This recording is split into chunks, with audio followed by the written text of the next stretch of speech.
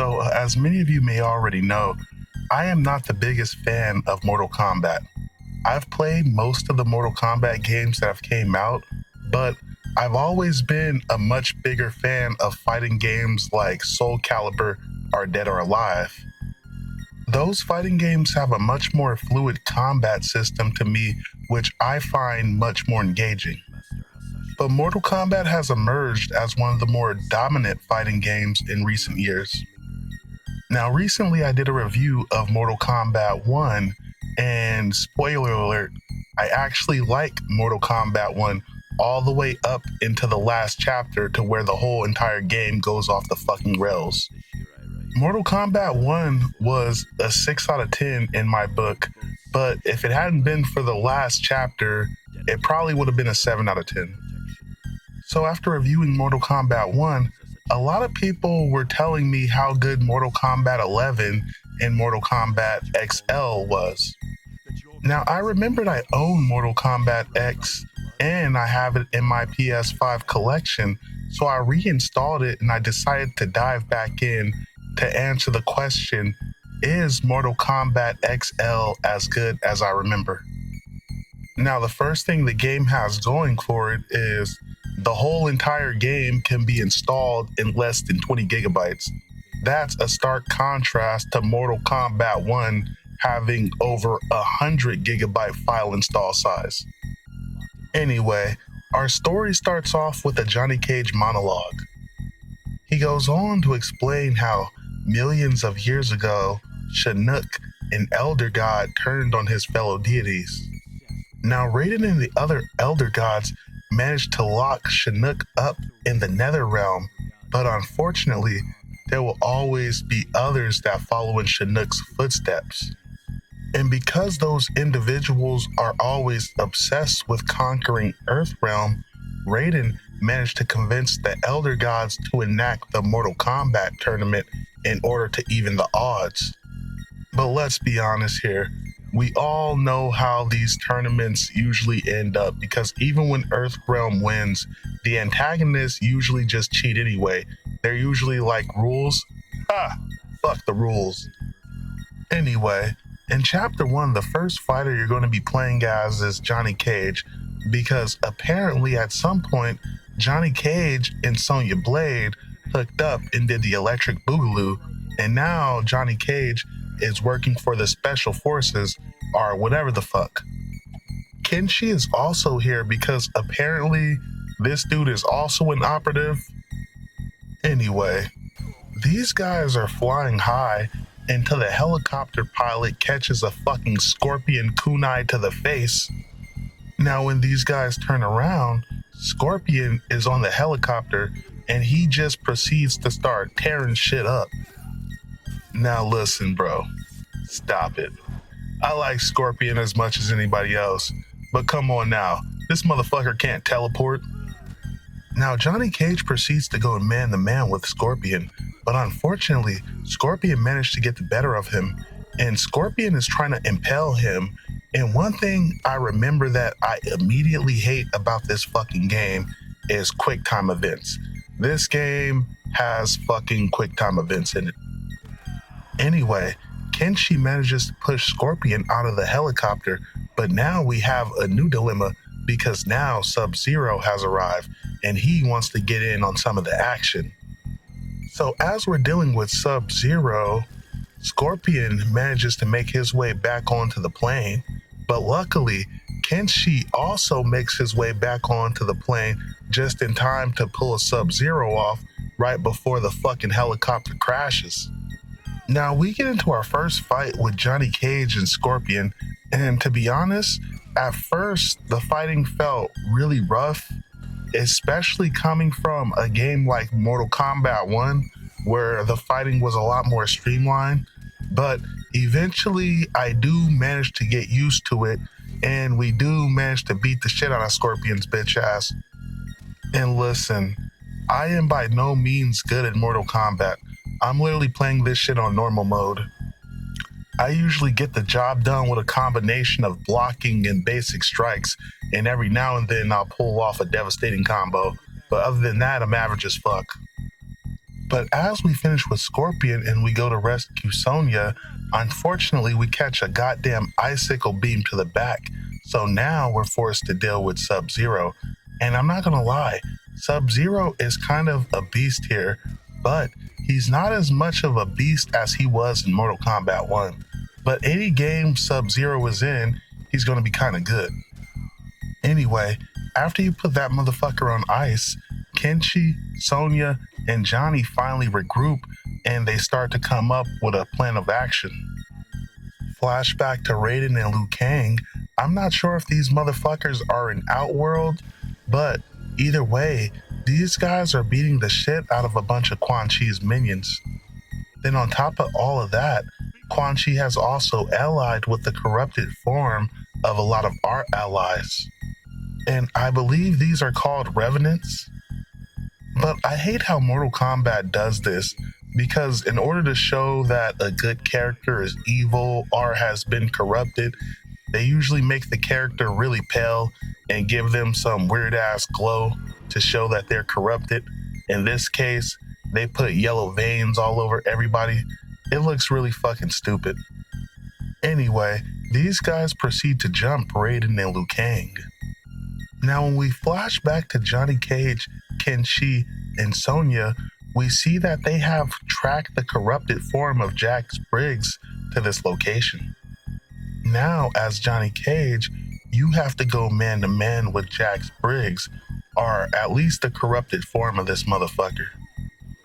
Anyway, we beat the shit out of Jack in order to move the story forward, and luckily Jax isn't a super hard fight. We get through him with relative ease. So after we beat Jax, Kenshi opens a portal in order to get Johnny Cage and Sonya into Outworld. Now when we flash back to Raiden and Liu Kang, these guys are attempting to hold off all the baddies in order to prevent Shinnok from being reincarnated. Unfortunately, even though they put up a valiant effort, these guys end up failing miserably. Now Liu Kang and Raiden basically get their ass whooped, but right as they're about to be absorbed by Shinnok's amulet, Johnny Cage, Sonya, and Kenshi show up to Ex Machina the situation. Now Shinnok is actually kinda good. Shinnok puts up a decent fight, but luckily I get the job done with a combination of basic strikes and blocking effectively.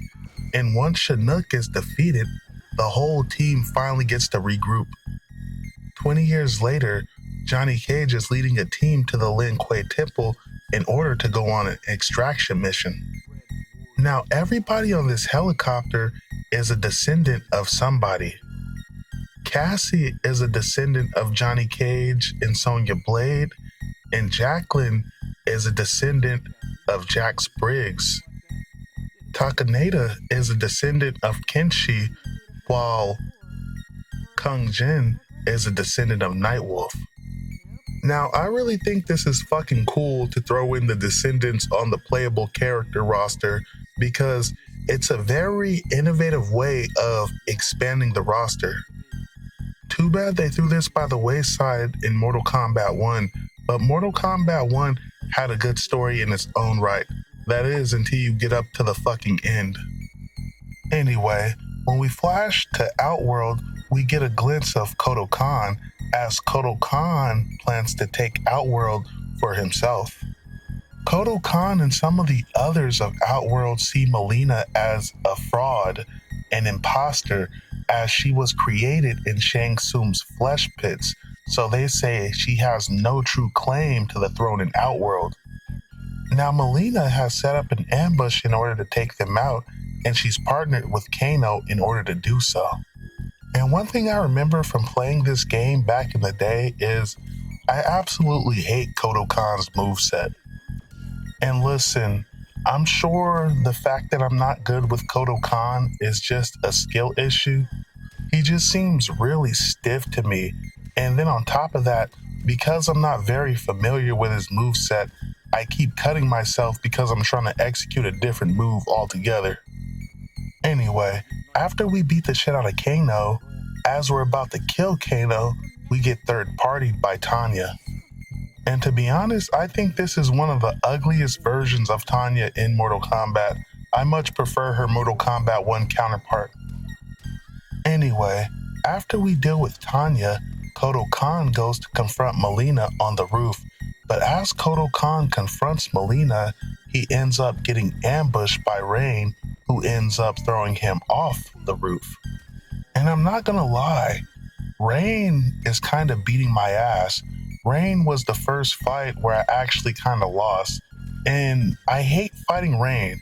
Any Mortal Kombat game where Rain is in, for some reason this motherfucker is always a hard night out to me. But after we take down Rain, before we can have him killed, we end up getting confronted by Melina. And to be honest, it's too bad we don't get to play as Melina in this game. I like Melina much better than I like Kodo Khan, and I do feel like Melina has a much better claim to the throne than Kodo Khan does. Nevertheless, a fight ensues between Kodo Khan and Melina, and we're forced to beat Melina's ass. But after we beat Melina and we attempt to take her prisoner, she uses Chinook's amulet in order to phase blast everybody, and then she manages to escape. So as we catch back up with the youngsters, we find Cassie and the gang closing in on Sub-Zero's location. But as they try to extract Sub-Zero, one of the team goes all gung-ho and subsequently ends up getting the rest of the team surrounded. Now at this point, you're playing as Sub-Zero, and you basically have to beat the shit out of each one of the youngsters as they are trying to take you prisoner, starting with Cassie. And Cassie is definitely one of my favorite fighters in this game. I just hate her quotes. Now, after we beat Cassie's ass, we're forced to fight Takeda. And one thing that's incredibly obvious is, although Sub-Zero is nice in this game, he's not as nice as the Sub-Zero in Mortal Kombat 1. The Sub-Zero in Mortal Kombat 1 was so nasty. But after we beat Takeda, Jacqueline Briggs steps up, so now we have to give Jacqueline the old 1-2 buckle my shoe. And Jacqueline is another character that I really like. I think she has one of the best movesets right next to Cassie, and I also really hate fighting her on hard mode. But after we defeat Jacqueline Briggs, then we have to go up against Kung Jin, descendant of Nightwolf. And Kung Jin is another character I didn't really like at first, but as I played with him, I realized Kung Jin actually has a pretty nice moveset.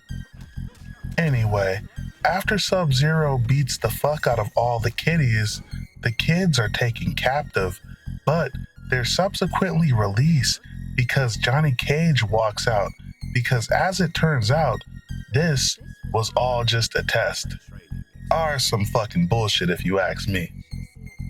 Anyway, Earthrealm is still after Chinook's amulet, so Sonya, Johnny Cage, and the gang decide it's a good idea to send the kiddies to Outworld in order to extract the amulet. The problem with this is some of the kids are young, dumb, and impulsive, so you just know some mishaps are gonna happen. Anyway, as we arrive at Outworld, we make contact with some of Kodo Khan's emissaries, but instead of respecting the rules of Outworld, Kung Jin, he finds himself interrupting a public execution. Now listen, to be fair to Kung Jin, this dude was about to be executed for petty theft, but at the same time, it's like, dog, we're in a whole different fucking world, and you're about to get us all killed over this one dude. So a big-ass brawl ensues between our main character and a bunch of useless side characters before Aaron Black steps up just to get his ass put the fuck back down. And look, I actually like Aaron Black as a character, but I suck donkey balls when it comes to using him. So when I see people using Aaron Black and absolutely dominating online, I really respect the fuck out of that. But after we beat the fuck out of Aaron Black, this new motherfucker steps up who seems to be a new addition to the Mortal Kombat roster. Now this is Farah and Tor. And I really like the concept of this, guys. A little dude fighting on top of a big dude. It's too bad we do not see these characters return in Mortal Kombat 1. Or maybe they had a cameo or something, because I sure as fuck don't remember seeing them in the story.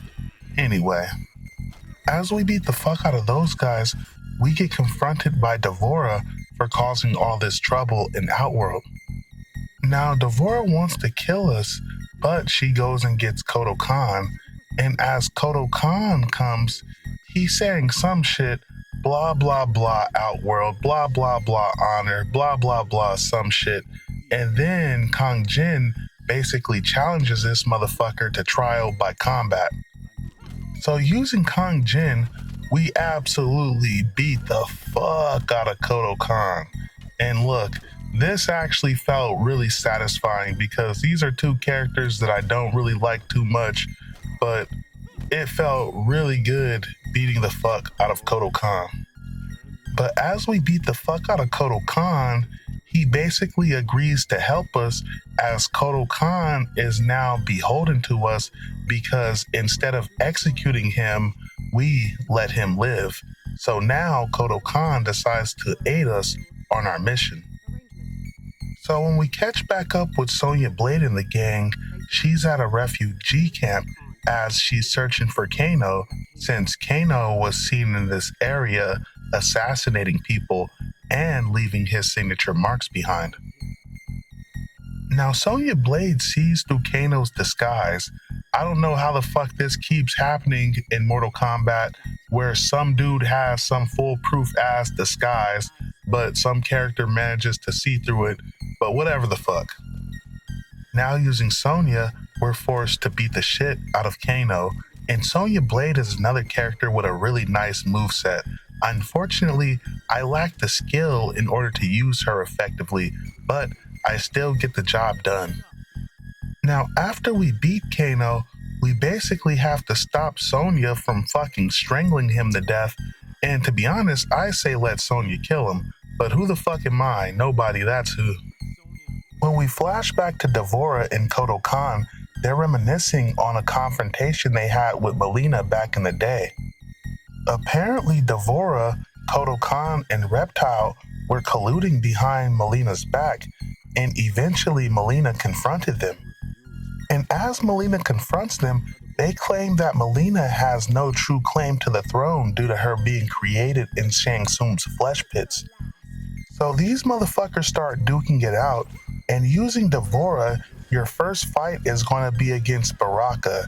And let me just say, I really do like Devora. She's actually one of my favorite characters in this game, but unfortunately, I lack a lot of the skill needed in order to use Devora effectively.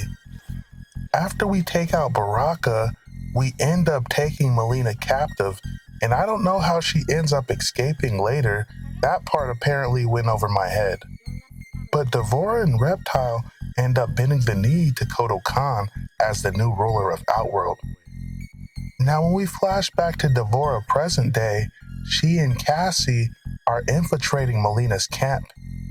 And as they infiltrate the camp, your first confrontation is going to be with Rain.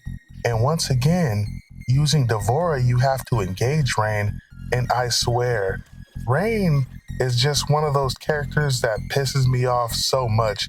He's like a fake-ass version of Raiden that uses just as much, if not more, lightning. But after we beat the fuck out of Rain, we next get third-partied by Tanya.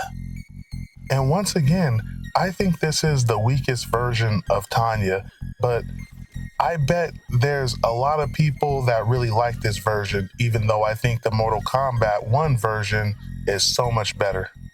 Now, as we defeat Tanya, we go to retrieve Chinook's amulet, but as we're in the process of retrieving the amulet, we get ambushed by none other than Melina.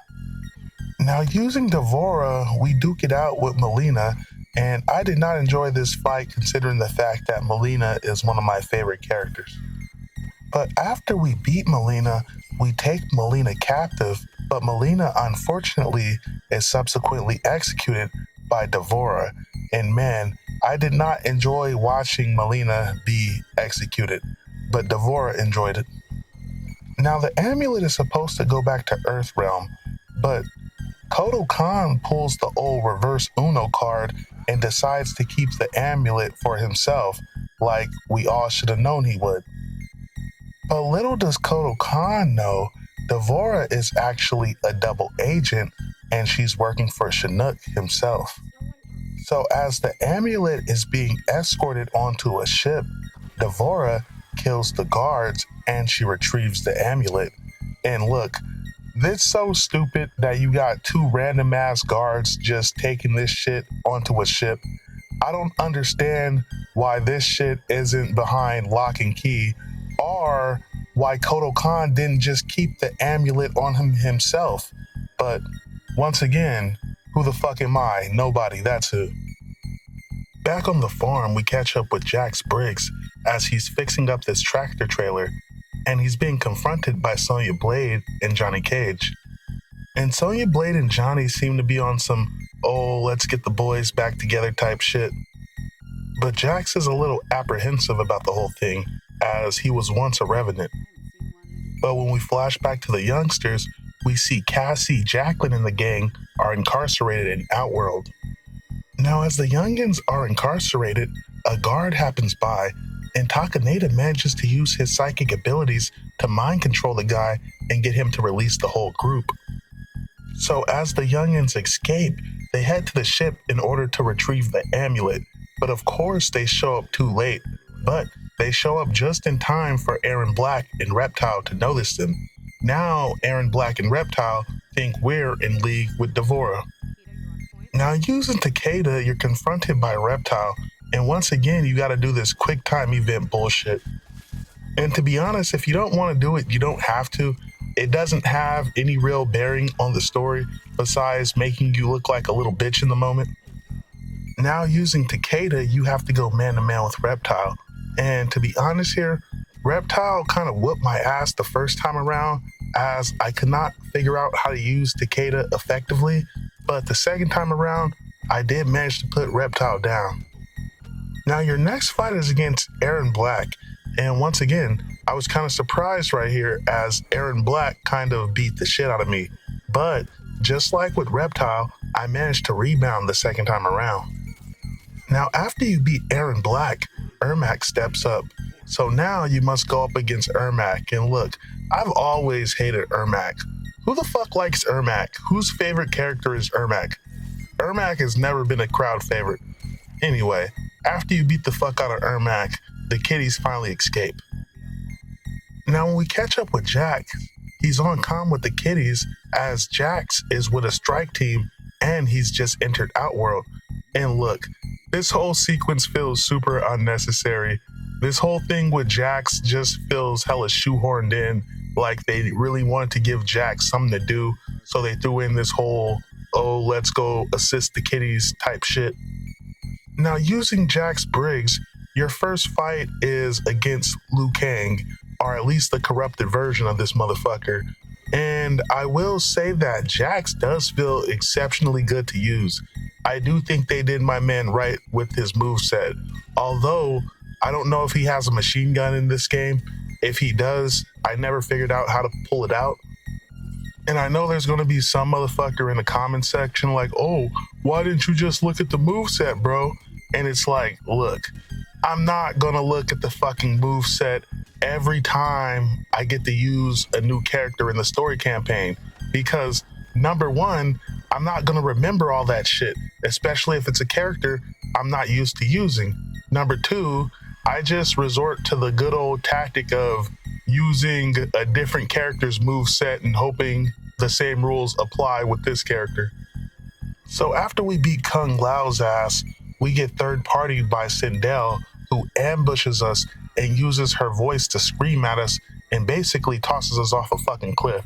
But luckily, we managed to self-arrest by grabbing this bitch's leg, and she uses her hair to pull us back up onto the mountain. So now you have to fight Sindel, and look, the Mortal Kombat 1 Sindel is the ultimate version of Sindel in my book. No Sindel is ever going to top that.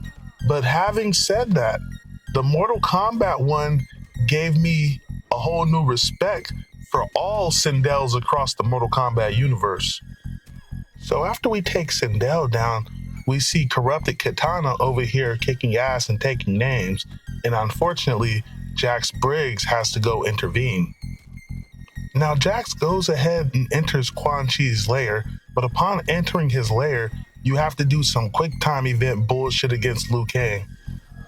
And now you have to fight Liu Kang, and after you beat Liu Kang's ass, you get to deal with Quan Chi.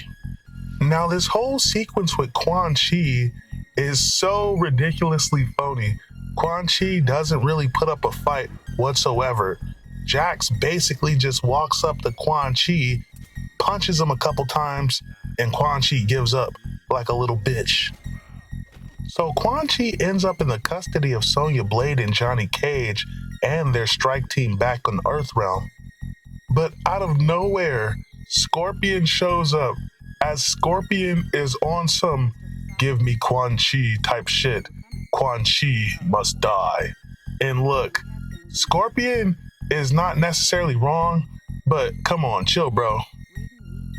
So Sonya says the other revenants cannot be restored without Quan Chi, but Scorpion is basically like, fuck that.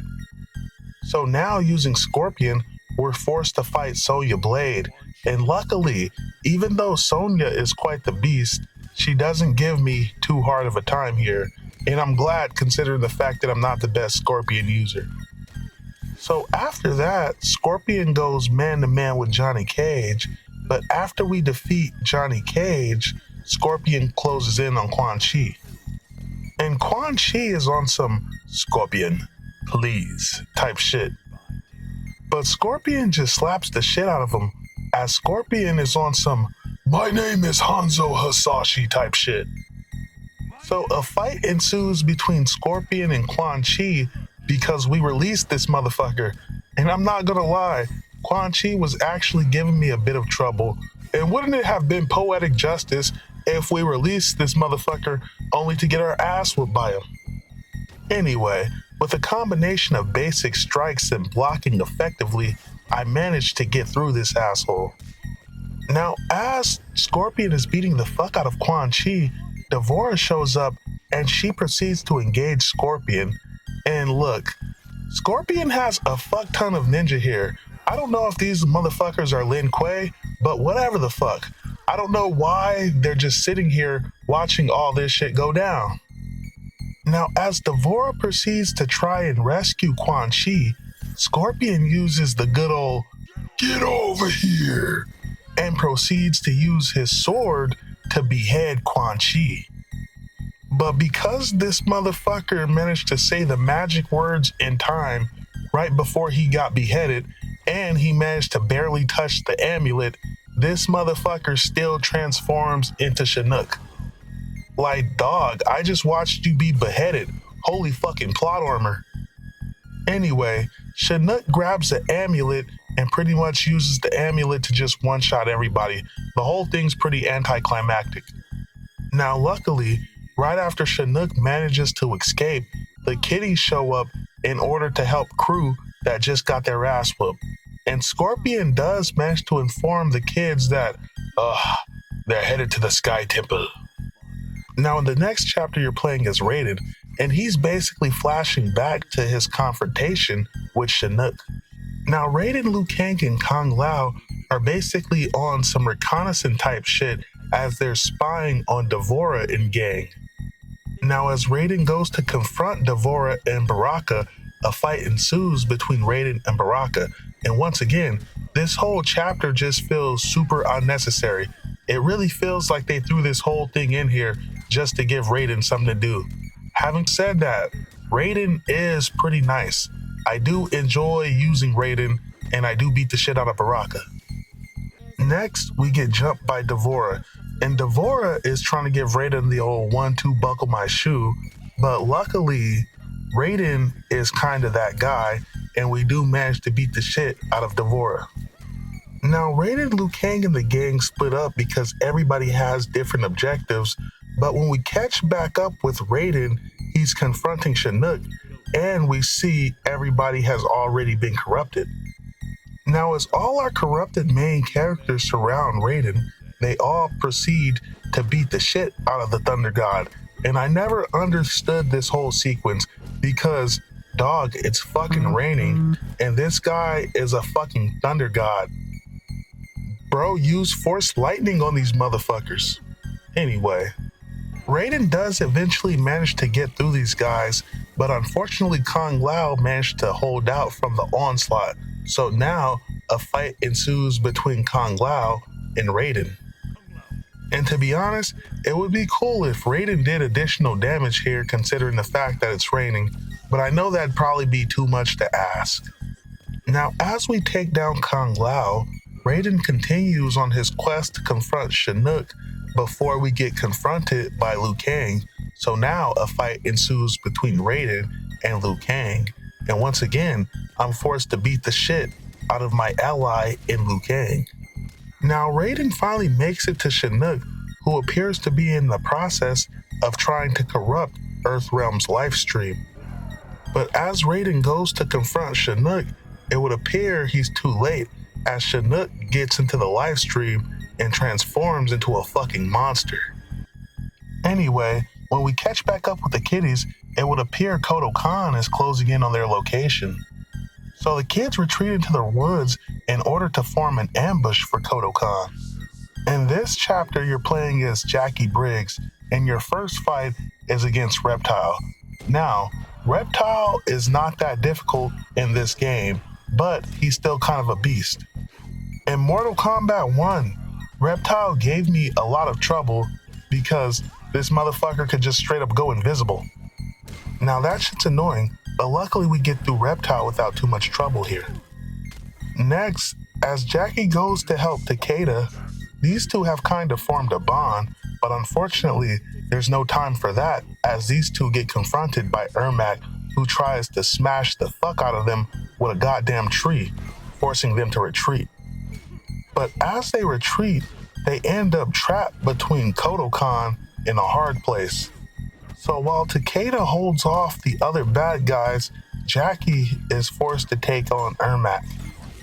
And once again, I take great pleasure in beating the fuck out of Ermac. But after we defeat Ermac, we're next confronted by Farah and Tor, the big dude with the little dude on him. And luckily that's a pretty easy fight because Jacqueline has a nice moveset. This girl is quick and she does not feel as stiff and slow as a lot of the other characters. After dealing with those guys, we see Takeda engaging with Kodo Khan, so we go to lend him a hand. Now we try to let Kodo Khan know that Shinnok has been resurrected and Kodo Khan needs to stop because he's going to need our help to take Shinnok down. But Kodo Khan is on some Earthrealm is lost type shit.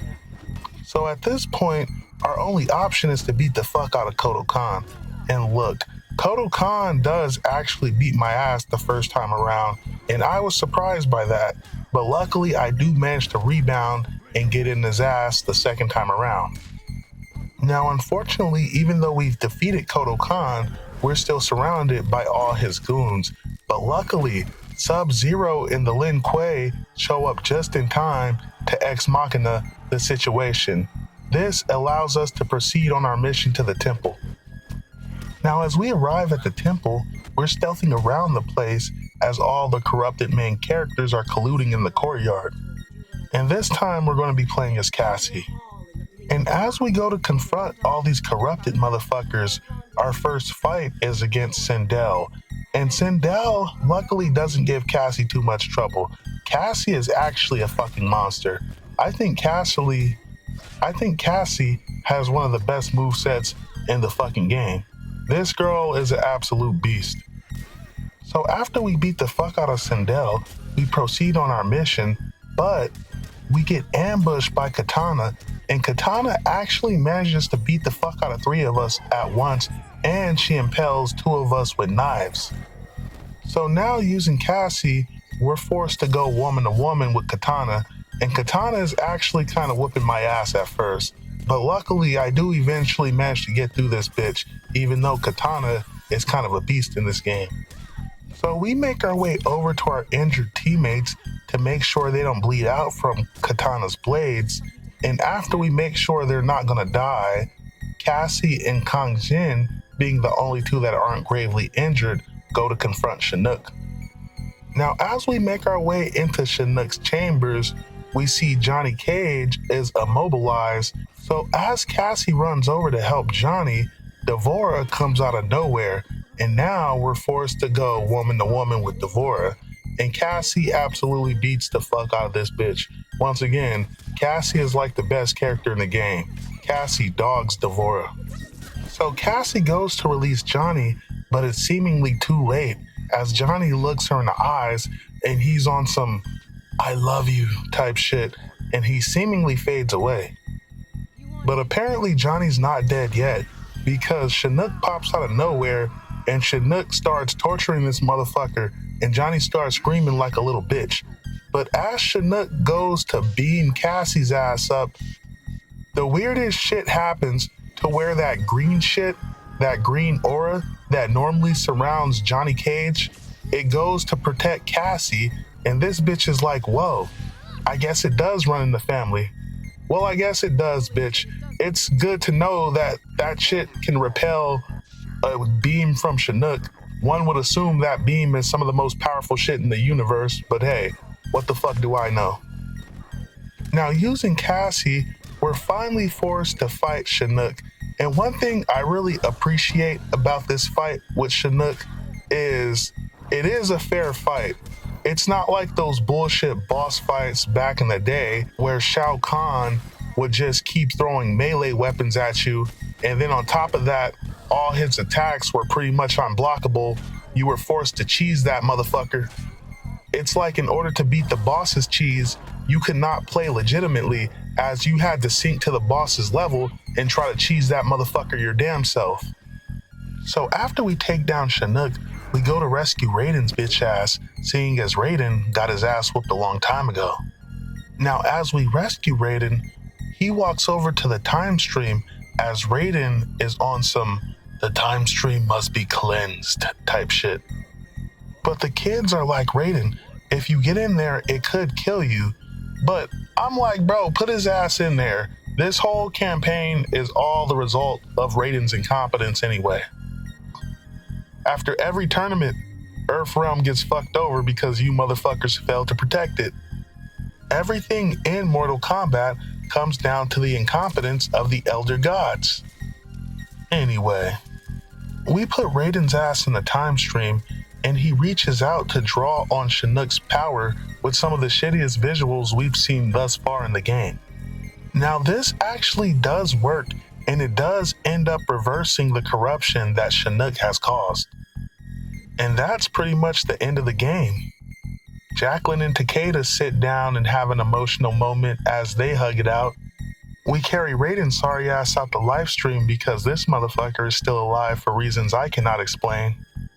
And Sonya Blade and the rest of the strike team come and help rescue Johnny and secure the perimeter. So was Mortal Kombat X as good as I remember? Yeah, I think it was. Overall, I give the game a 7 out of 10. Thank you guys for watching. This is Remo Yes Man signing out. Peace.